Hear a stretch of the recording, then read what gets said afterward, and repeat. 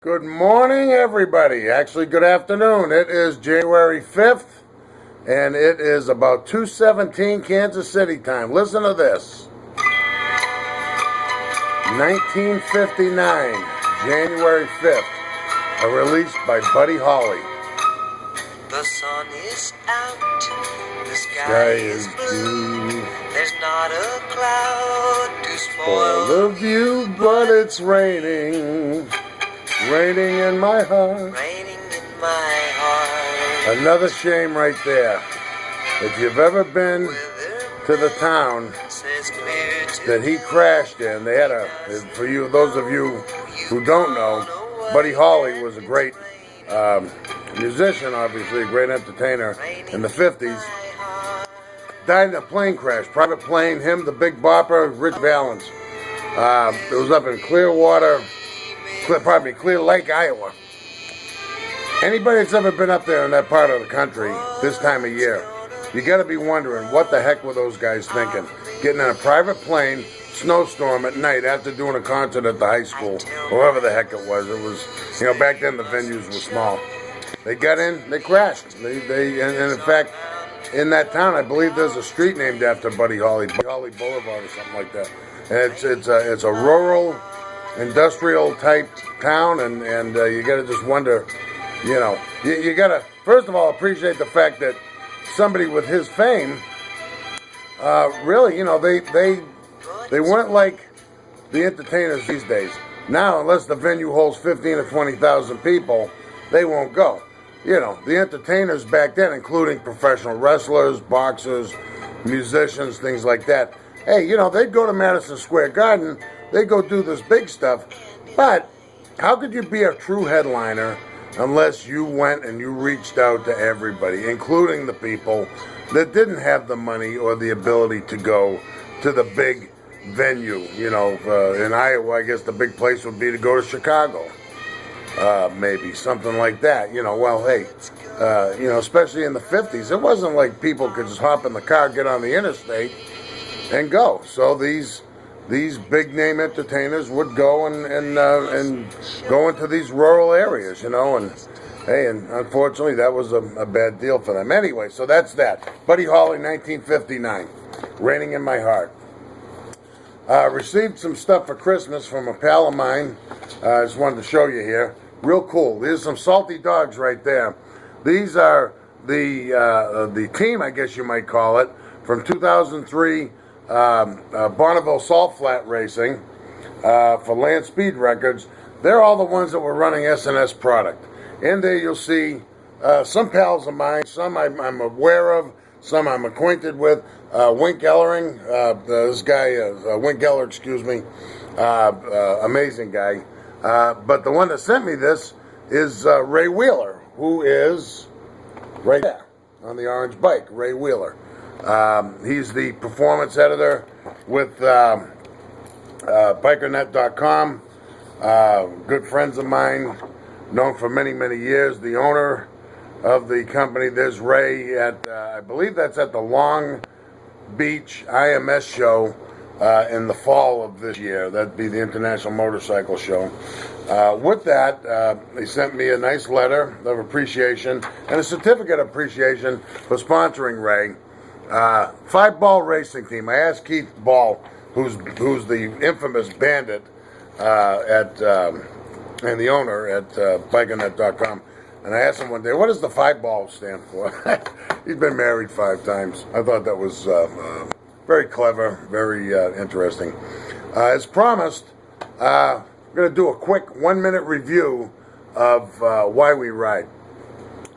I'll just say right up front, if you have a chance to see this movie in the theater or buy the DVD, which will probably be easier. It'll cost you about $25 or $30 because obviously low volume increases the price. That is a documentary, as it says, really. It's Why We Ride will surely warm the souls of bike enthusiasts while prompting many non-riders to join the fold. That's a quote by Gary Goldstein of the Los Angeles Times. Pretty accurate. Great movie. some pals of mine, some people that I know, good industry associates, I'll call them that, pals of mine. Famous racer Don MD, hell of a nice guy. Him and his dad were and still are the only father and son combination to ever win the Daytona 200. I think his father Floyd won it in 1948, I believe. Don't quote me on that. And then Don was in the late 60s, early 70s. I think 70, 71, 72, somewhere around there. Probably should have got my ducks lined up before I mentioned that. But then you've got Buzz Cantor, who's editor-in-chief at American Iron Magazine. Great guy. He's in the movie. Jay Allen, who's been doing land speed racing and helping many, many, many, many people in the industry over the years establish things, get involved in things. And in fact, this year was inducted into the International Master Bike Builders Hall of Fame. The ceremony was at the drag strip in Sturgis at the rally this past year.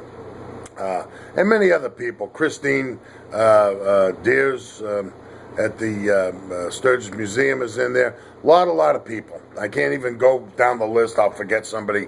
But there's a ton of people I know. Real cool. Now, my take on it, yeah. It's preaching to the choir when you talk to me in terms of this documentary. It tells everything that is cool about the industry. Don't get mad at me, but in my honest opinion, it does fall short in the fact that it paints the picture. It tells you the good side of the industry. It tells you the good side of racing. It tells you the fun things. What it doesn't really tell you in detail, not that it even should, but I will, is that, hey, a guy like Don MD, he didn't just wake up one day and turn into Daytona 200 champion. Worked hard for many, many years. You know, if you're racing, you're working on that bike every day of the week. You're traveling to go to these races. I used to drag race. You know, you'd go all the way to the strip, you work on the bike or the car all week, and then, you know, you get there and you were drag racing in that instance. And, you know, you spend all that time to, in reality, race maybe a total of 1 minute to 2 minutes on a whole weekend. That's how drag racing is. So it's when you watch the movie, you're going to see all the good things about the industry. And there's a ton of good stuff. Great business to be in. Great industry to be involved in as an enthusiast, as a professional. It's what I've done my whole life, since my teens. And still love it, and will do it until the day I die. However, the movie itself doesn't go into the details behind the scenes, if you will. If you want to have that information, you can contact me. The people that I've mentioned, some of them will be accessible. I mean, you know, how much time can they give you? I don't know. I can't speak for them. But I will tell you that they're cordial, nice people. You can reach out to them on Facebook. You can find Don MD, Buzz Cantor, Christine Deers, Jay Allen. They're all out there. And if you had a question, they're probably going to take the time to do the courtesy of giving you an answer. Don't ask the question unless you want the answer. I guess I would say that. So, is the movie worthwhile? By all means. I bought this copy from my old pal Art Welch up at Twin Cities Indian and Triumph up in St. Paul, Minnesota. I know Buzz sells them through American Iron, one of his websites. I would think that the museum, Sturgis Motorcycle Museum, probably sells them. A lot of places you can get them. I know Art has them in stock. That's where I got mine. Ordered it. It showed up in a day or two. UPS, all good. Give them your debit card, credit card, and so forth, and you'll be all set. But get it, check it out, and then if you need more information, contact Joe D. I'll point you in the right direction if I don't know the answer. So that's that for now. One last thing. I had a Facebook friend, ask me about professional wrestling. Did I do it? Was I a professional? Am I just a fan? And the answer is yes to all the above. That is a long story. Next time out, I'm going to start that story, and we're going to do it in several segments. This video right now is going into a 10-minute length, way too long. I'm trying to keep these things what I'm going to call in the future Joe D Raw. You obviously know, you see there's no editing, there's no lead in, there's nothing like that. This week I'm starting my new video series for my various websites. Some will be professional training videos. Others will be advertisements for products, video documentary on events and things like that. The ones right here that you see on Facebook, Google Plus, so on and so forth like that. This is Joe D raw, baby. There's no editing, there's no nothing. If I screw up, we just keep the camera rolling. So that's the way it is. Anyway, again, Joe D. Glad to see you. It's cold. Bring the pets in. What I tell you before, if I see your pets out in the yard, I'm taking them. That's all there is to that. 2:28 p.m., January 5th. Listen to some Buddy Holly today. That was a great song that they came out with in 1959. Have a great afternoon. Maybe I'll see you tonight. For sure, I'll see you tomorrow. Joe D signing out. Have a great day.